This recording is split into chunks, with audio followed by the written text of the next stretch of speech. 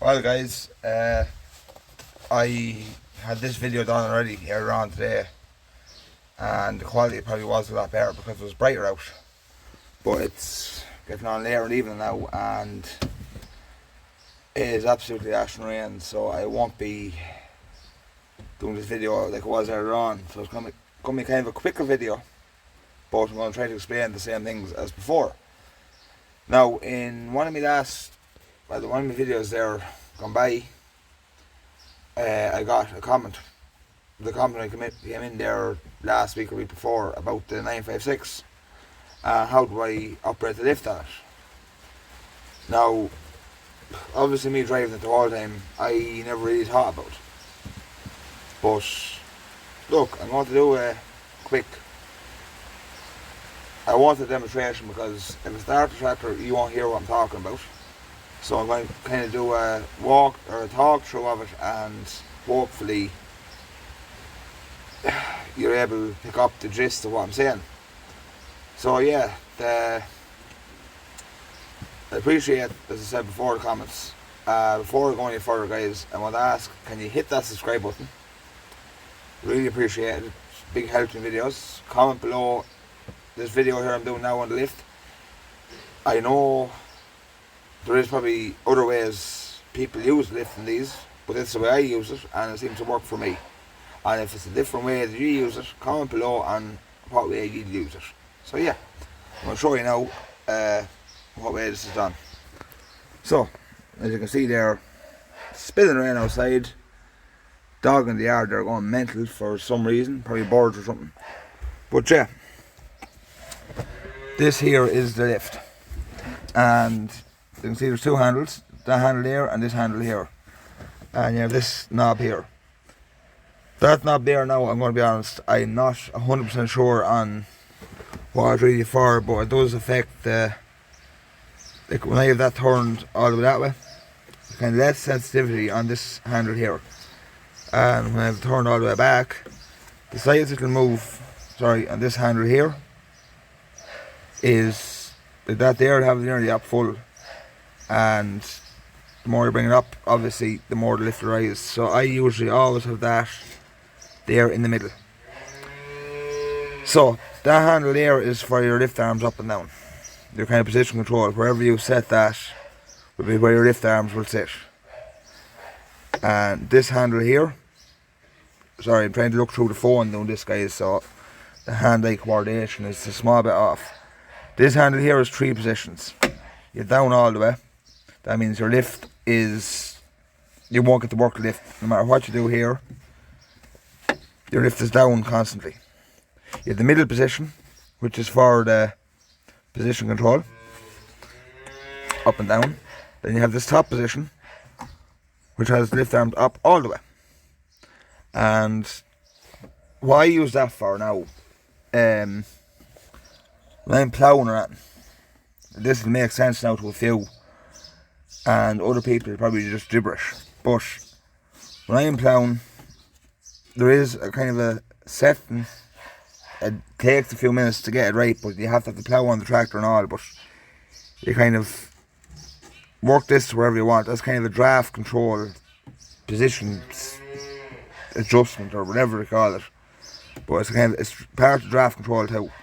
So you'll be adjusting that while you're setting up your plough or whatever you have in the back where you want a bit height adjustment. And then wherever you have this set for the height, for the depth you want the plough going on the ground, just say if it's there. When I'm ploughing, then that's the lever there I use. I want to lift the plough with the headlands, flick it up. When I get the turn around and get back into working position, flick it down there in the middle. It's just the top and the middle I use for ploughing. Once this handle here is, like, how do I explain it better? When you drop the plough on the ground, and you want the plough kind of to sit at a certain point in the ground and not going too deep, that lever there is what I use to control the height I'm ploughing at. Like, no matter where I put it, if it's there, the plough's a bit higher out of the ground, or if it's down there a bit more, it's a bit lower. And then when I'm ploughing, all I need to do is this handle here, up for lifting it, and back to the middle for dropping it. Very, very rarely you'd ever use that bottom one. So that's where I always use it, either in that position there or that position there. But that's mostly plowing. Any other lift work I'm doing, I always have that right there in that middle position, and I'm using this here. Sorry about that noise in the background, guys. That's the calves. They're after me fed. I don't know what they're roaring at. But yeah, so there's also a control out in the mudguard. Let's see if I can get it from here. If not, I have to get down. I have to get down the tractor and show you that. But that position in the mudguard, I've noticed it now myself, but I don't know if there's a problem with it or if it's working fine. Look, don't get me wrong, I only use that when I'm taking on and off stuff. But sometimes it won't work, so I have to come in here and adjust this either way. And then when I do get it working right, it's perfect. It's just a round dial. I'll actually get down and show it to you guys. There it is there, that round dial there. Obviously it's not going to work now because of the tractor turned off. But basically it's for your lift. There's all the way up. Well, it doesn't go all the way up. It gives you bits of adjustment up and down, and then goes all the way back. And for the lift to work right in the cab, you want to make sure you hear a click here now. I don't know how well that came out on the phone, but that's showing that's off all the way, and the lift in the cab will be working perfect. You know what lift arms are. And if you ever have any problems with the lift dropping slowly, these tractors have a tendency, like I've heard a few people complain about them before, and I was asked myself, and lucky enough I knew what the issue was and I was able to resolve it straight away when they asked me. After a while, the lift, when you're letting the lift down, it'll drop very slow. Sometimes it won't even drop at all, but that's down to a simple little design with the case. I don't know if it's an all case tractors, but it's on the 956 and that. In behind the hydraulic oil tank, there's a small little tap. It's kind of, I don't know why it's there, to be honest, but it's there. It's the same principle as on a lot of tractors out there. Like the most common one, well, a lot of you tractor owners that have Fiats will know, they're right underneath the seat. You have a kind of a knob. When the lifts are slow down, the knob is, you have to screw in or out the knob. So I'm going to show you on this tractor where that little tap is. So guys, there's your hydraulic oil tank right there, and I don't know how well you can see it, but off in right there, I'm making pointing the camera at, that piece coming out there is the tap, and usually it'll adjust itself in or out, and that'll have your lift very slow about lifting and dropping. And if it's lift is slow, just get down, turn that tap, and you'll be back 100% again. So I'm going to leave the video of that, guys. Even though I own one of these tractors, I have all the knowledge on the hydraulics in this. It was actually sense hydraulics on this, but everything is complex, but goes wrong, it can be complicated.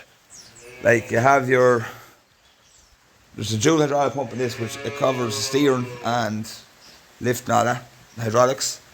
Like you have, like when it comes to forward drive, you have the oil pressure pump in the gearbox. It gives trouble. Touch wood, it didn't give trouble in this yet. Famous last words. Like, it's all straightforward, but I don't have all the answers to all the problems that come on these tractors. Can find out.